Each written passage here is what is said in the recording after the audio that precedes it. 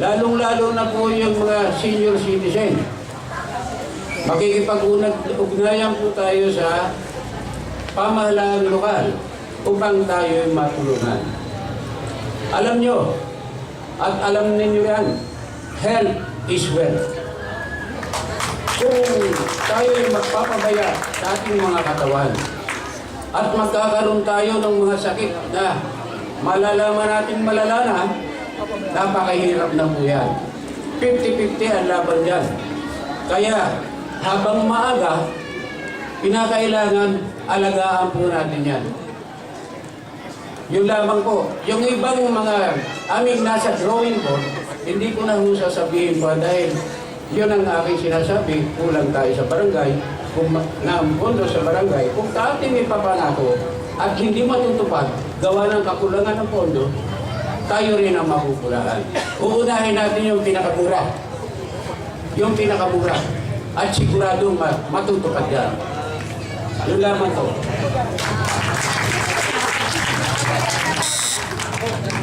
Tapos na.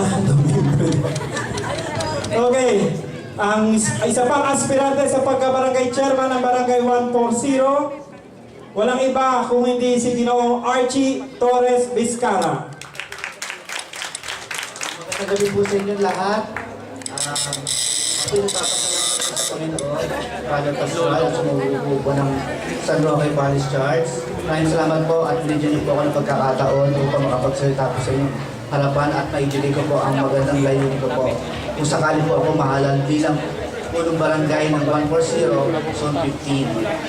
Ang unang priority ko po, kung sakali po akong manalo, ay magkaroon po ng visible barangay hall ang aming barangay upang mabigyan pa po ng magandang serbisyo ang aming barangay.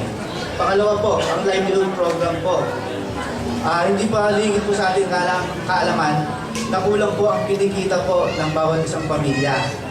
Na ito po ang nagpumula ng pag-aaway. Pangalawa po, karamihan po napapahinto po nila ang kanilang mga anak dahil sa kakulang po na kanilang pagkakakitaan. Ang pangatlo naman po ay yung tinatawag natin pong kalinisan tungo sa kalusugan. Yun po, kailangan po natin, hindi po lingid sa ating kaalaman po, nagkaroon po tayo ng proyekto na yung segregation po ng basura, yun sa nabubulok, sa di nabubulok. Dapat po natin po itong ulit-ulitin. Bigyan po natin ng tamang kaalaman po ang ating mga kabarangay sa pagtapon ng basura upang po maiwasan po natin yung ating sakit. Pang-apat, bigyan po natin ng priority po ang ating mga senior citizen. Bigyan po natin ng personal assistant. Kung sakali po humingi po sila natin ng tulong, wag po tayo mag-atubiling tumulong. 24/7 po tayo. Kasi number 1 po yan. Napakahirap po kung ang wala pong mahingan po tulong ang ating mga senior citizen. At pang-lima, yun po, di po ligid sa ating kaalaman na wala na pong, di po naganap ngayon ang SK Barangay Election. Bigyan po natin ng semi-annual na sports po ating kabataan upang hindi po po. Thank you po sa inyo lahat. Nagkakaroon po ng technical problem sa buzzer po. Ayan. So, sa pagkakataong ito po, nasa second round na po tayo ng ating palatuntunan. So,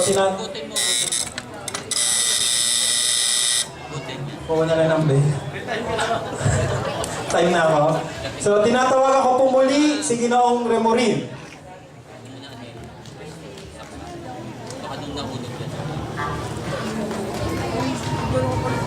Magandang gabi po. Sir, kung kayo po ang mananalo bilang kapitan, paano ninyo ipakikita na tama ang nagiging panggastos ninyo sa pondo ng inyong barangay? Yan po napakadali yan. Kung ipagkakatiwala nila sa akin ang pagiging punong barangay, this I will tell you.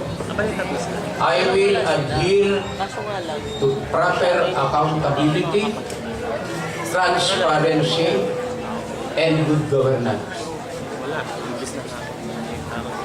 Hindi na ako kailangan tawagin isa-isa yung mga tao para malaman nila kung ano. Kung gusto na magpunta, bukas ang bistro. Wala.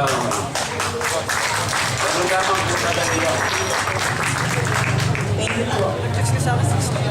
Thank you po. Ang susunod naman po ulit, si Ginoong Vizcara.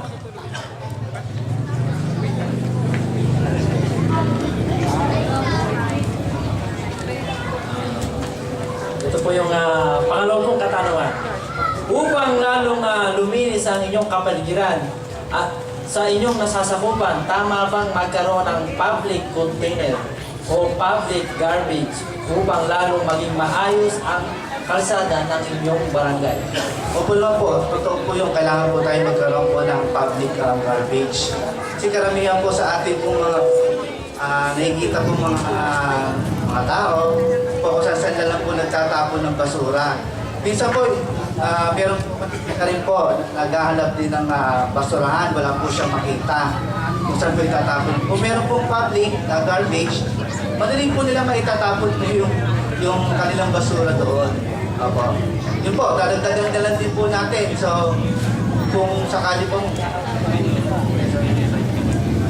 dadagdagan po natin po. So, gagawa rin po tayo ng proyekto na bawat tahanan ng ating barangay ay magkaroon po ng tamang basurahan, yung non-biodegradable at saka biodegradable po. Upang sa ganun po, masegregate po nila na mahusay ang kanilang basura. Bigyan po natin sila po ng tamang kaalaman sa pagtatapon ng basura. Bigyan po natin sila ng mga seminars para po ma-iyan po natin, maitapon po natin sa tama po ang ating mga basura. Upang gano'n po, hindi po magkasakit ang ating mga kabarangay. Yun lang po, maraming salamat po sa inyo. At sa huling pagkakataon, tig 1 minuto po para sa kanilang panghuling pananalita, Ginoong Remorin.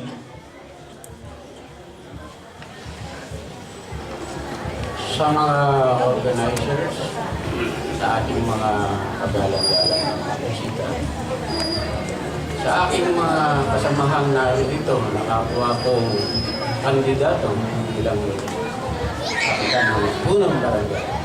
At sa mga bisita nating mga nakikinig, maraming salamat po. Isa na lamang ang sasabihin ko. Lahat ng barangay, hindi lang dito sa ating zona, nagkakaroon ng problema. Minsan maliit, minsan malaki. But, dito sa ating zona, ako, honestly speaking, with God's help and guidance, we will prevail. Patatalunin natin yung mga problema niyan. Pagkakaroon tayo ng solusyon, ituturo sa atin ng Diyos yan. Kasama natin ang ating mahal na patron, San Roque. Salamat po. At nandito naman po si Ginoong Archie Vizcara. Ito ang muling remarks po. Kung sakali po ako mahalan bilang punong barangay, kasi simple lang po, kaya po ako tumakbo bilang kandidato po ng punong barangay sa 140. Gusto ko lang din po, pagpatuloy po ang maganda na simula ng aking mahal na barangay captain na si Enrico Octara. Gusto kong gawin po, kung ano po yung mga nasimulan niya, nagtagang pa po, upang mapabuti po ang aming barangay. Maraming salamat po sa inyo, mabuhay po kayo lahat. Okay, palakpakan po natin Arturo Remorin at Archie Vizcara, aspirante, pagka-barangay chairman ng Barangay 140. Aasahan po nyo ang boto ng inyong kabarangay sa Oktober.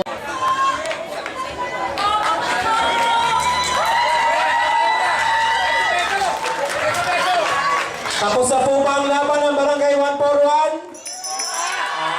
Makikinig po muna. Okay. Ruling tayo, ladies first. Okay. Ang una po magpapakilala sa atin ay isang registered nurse. Okay? Na-appoint po bilang sekretary ng barangay. At noong 2010 ay nahalal naman po bilang barangay kagawad ng Barangay 141.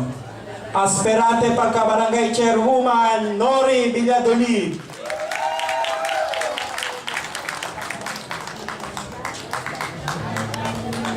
Pasensya na po kayo at medyo kinakabahan ako. Isa pong magandang gabi sa mga panauhin na nandito ngayon, sa aking mga tatakbong mga punong barangay, at sa mga kagawad na narito at mga panauhin nating nandiyan dyan sa ating paligid. At sa inyo po, Father Pascal, isang magandang gabi po sa inyong lahat. Kung ako po ay mahahalal bilang isang punong barangay, ang una ko pong programa ay ang pagkakaroon po ng CCTV camera sa aming barangay, na kung saan para po ma-monitor natin ang sitwasyon po ng ating barangay. Ang pangalawa ko pong plataforma ay ang pagbibigay ng libreng programang pangkalusugan, kagaya po ng libreng blood pressure check-up every month, ang blood sugar testing, at ang pagpapahiram po ng nebulizer sa ating mga constituent. Ang pangatlo po ay ang pagbibigay ng mga school supplies sa ating mga estudyante na nag-aaral sa ating mga daycare center, ganoon na rin po sa mga elementary grade at high school. Ang pang-apat po ay ang pagkakaroon po ng programang pangkabuhayan. At ang ipang-lima po ay ang pagkakaroon po ng malinis at maayos na barangay, kagaya po ng paglalagay ng mga basurahan para po ang ating kapaligiran ay maging maayos at wala pong masyadong pagkasakit sa ating barangay. At ang panghuli po ay ang pagkakaroon po ng transparency sa ating barangay, na kung saan May ice cream. Okay. Ang susunod naman po, nagtapos po sa Southeastern College, may asawa, 2 anak, walang iba, aspirante pagka-barangay chairman ng Barangay 141, Alfonso Teodoro Jr. Salamat po. Yung una po, bumabati po ako ng isang magandang gabi sa inyo lahat. Lalo po kay Father Pascal Tingon.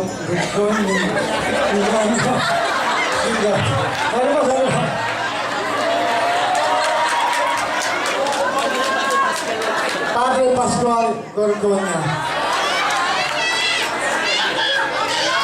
Ako nga pala po si Alfonso Teodoro Jr. ng Barangay 141 from 15. Ako po tumatakbo bilang barangay chairman dito po sa aming lugar. Ang plataforma ko po, ano muna po plataforma ay magkaroon din po ng CCTV sa aming lugar para po namamonitor po yung mga tagong pumapasok sa aming lugar. Misa po, nagkakawalaan po dyan ng mga damit, mga tsinelas, magaganda. Pagkatapos po, sa labas po yung mga bata po na ng mga nangingislat, ng hold up, ganyan po. At pangalawa ko pong plataforma ay magkaroon din po ang pagbibigayan po ng exclusive para sa mga batang mag-aaral design sa Roque. At ang pangatlo ko pong plataforma ay panatagin pong malinis ang aming kapiligiran dito po sa aming nasasalipan. Pang-apat ko pong plataforma ay ang pakikisa at pakikipag-unayan po sa simbahan ng San Roque. Kaya lang po, nabangin po.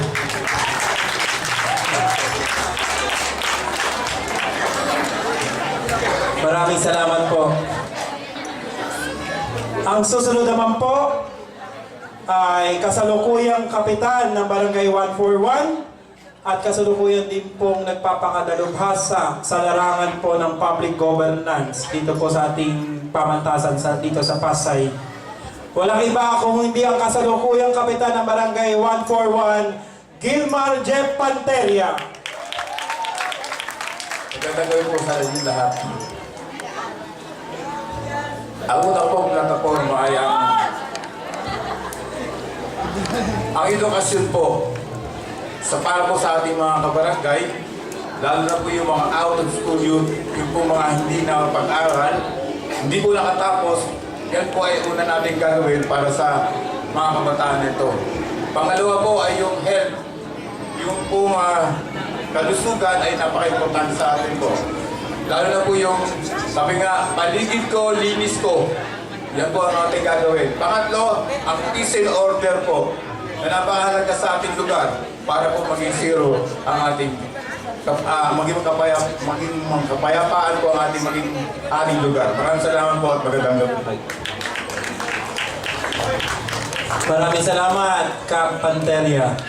Nadako na po tayo sa second round ng ating Candidates Forum.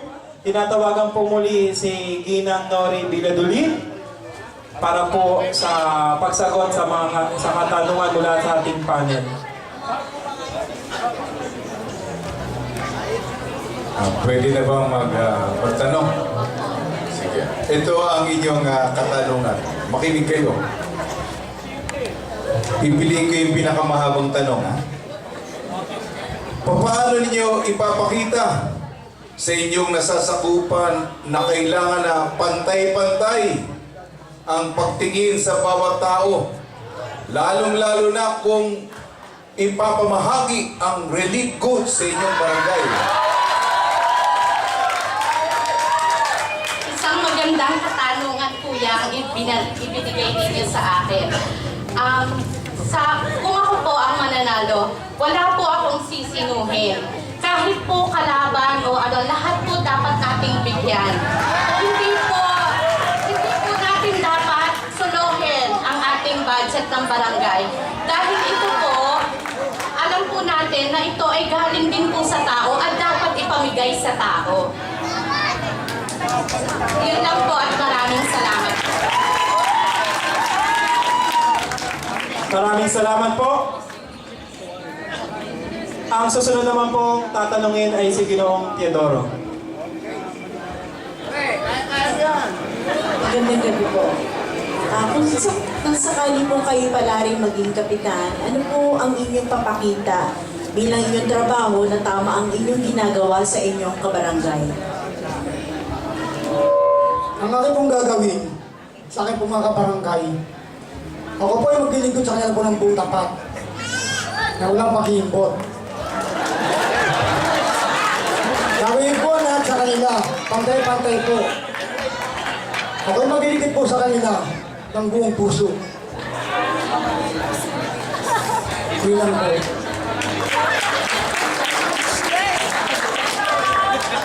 Salamat po. So pakinggan naman po natin ang kasalukuyang kapitan Ginoong Panteria. Sir, paano ninyo ipapatupad ang pagpapasimento ng mga estero sa inyong barangay? Alam naman po natin, ang estero, lagi tinatapulan ng basura. Diyan ang gagaling sa kayo. Maraming salamat po sa inyong tanong sa inyong ano po. Sa ngayon po ay tapos na po ang mga drainage po na pinagagawa sapagkat ginagawa ito ng ating Mayor Tony Calixto. Kami po sa barangay po ay suportahan na lang po ng mga paglilinis, deep-logging, gano'n po. Kaya, yun lang po yun lang po. May napansin lang po ako sa mga ating kandidato. Sa liit ng barangay nyo, hindi ng liit lang sagot. Mukhang wala talagang problema sa barangay. So, tama? Okay. So, para po sa kanilang panghuling pananalita, tinatawagan ko po ulit si Ginang Nori Biladulid. Opo, Nori Valladolid, klaro po. Humihingi po ng suporta ninyo sa darating na October 28, 2013 barangay election. Tulungan niyo po kami. Maraming salamat po. May klaro pala sa dulo. Sorry. Okay, susunod naman po si Ginoong Teodoro. Muli po, magandang gabi po sa inyong lahat. Ako po ay mahahalal bilang chairman po ng aming barangay. Ako po ay maglilingkod sa inyo ng buong tapat. At hindi po nangangako sa pagbabago po ng ating barangay. Salamat po. Ang panghuli naghahangad ng ikatlong termino sa pagka-barangay chairman ng Barangay 141, Ginoong Jeff Panteria. Isa lang po hinihiling ko sa inyo, muli ibalik ang kahapon. Hindi, joke lang po. Hindi po. Hindi po. Tayo po, ako po ay maglilingkod sa inyo ng 24/7. Lalo po sa peace in order. Maraming salamat po. Palakpakan po natin ang mga taga-barangay 141. Sige po.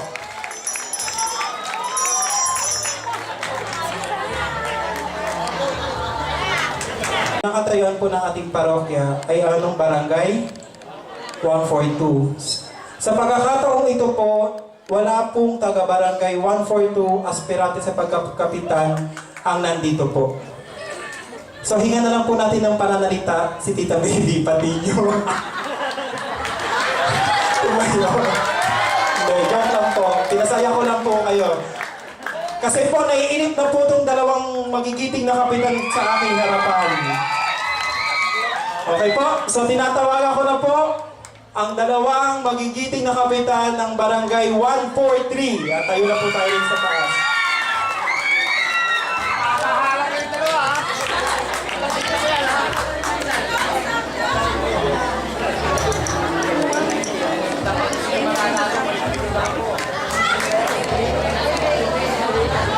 Ina-acknowledge ko lang yung presence ng ating kapitan Enrico Agtarap na andun nakaupo sa baba. Palakpakan naman natin.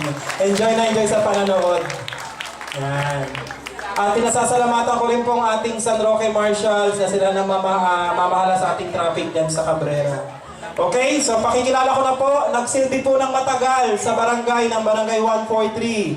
Walang iba kundi si Kapitan Alberto Ong.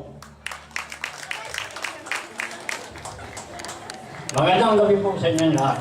Ang aking pong proyekto, magbibili po ako ng isang minicab.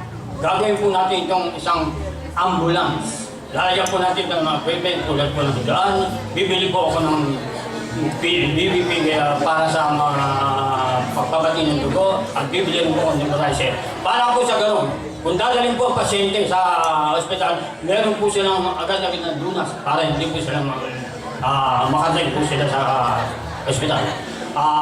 Ang gagawin ko rin po, doon sa mga matatanda, gagawin ko, paalagaan ko po sila.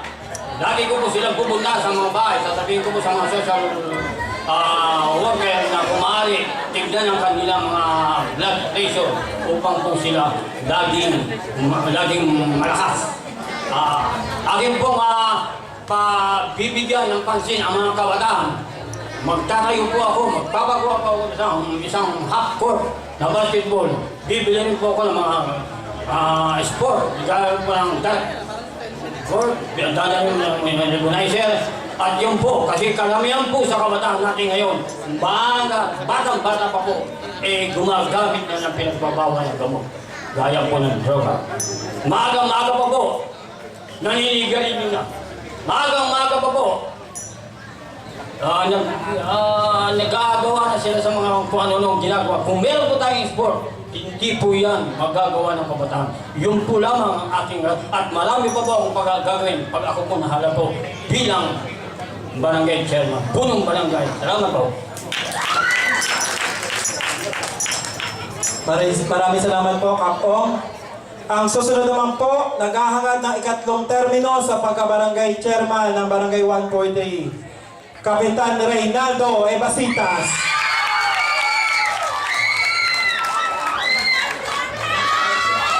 Sir, tama po kayo. Nakakaba talaga pag hindi po sanay. Magandang gabi po sa inyong lahat. Ang tatanong ko lang po, peace and order, dagdag installation ng CCTV. Pangalawa, clean and green, door-to-door garbage collection. Pangatlo, education, patuloy yung pamimigay ng school supplies. Pangapat, senior citizen, patuloy yung suporta sa mga programa ng senior citizen. Yun lang po, magandang gabi. Okay, dadako na po tayo sa tanungan. So, Kap Ong.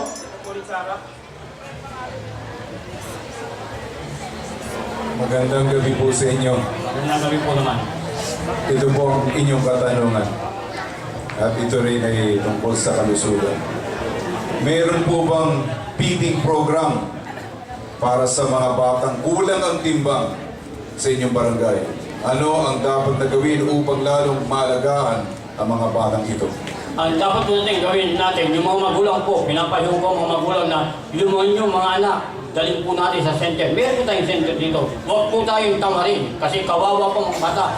Mahirap pong lumala ang kanilang sakit. Yun lang po. Salamat, Kap Ong. Nandito naman po si Kapitan Evasitas.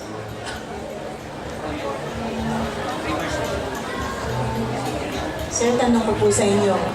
Sa mabilis na pagresponde sa bawat problema at sakuna ang kahilingan sa inyong barangay, paano ninyo ito ipatutupad sa inyong nasasakupan? Ma'am, sa totoo lang po, mabilis naman po responde ng mga ng aming barangay. Sa po yan po. Responde ng katulad ng pagbaha ng aming barangay. Yan po, patuloy din po kami nag-responde po. Sa tungkol sa krimen po, tuloy-tuloy din po ang aming pag-responde. Yun lang po. Okay? Para sa kanilang panghuling pananalita, tinatawagan ko ulit ang gustong bumalik at maglingkod sa Barangay 143, Kapitan Alberto Ong. Ako po gustong bumalik sa barangay. Sa dahilan po, marami akong ginawang project pero marami pa rin akong nakalimutan na pwedeng gawin. Maraming salamat po. At ang naghahangad na ikatlong termino, Kapitan Reynaldo Evasitas. Ako naman po, sa mga nagawa ng project, pag ako mahalan muli, dadagdagan pa po para sa lahat ng aming mga constituent. Salamat po. Okay, maraming salamat po. At mali na po tayong bumaba.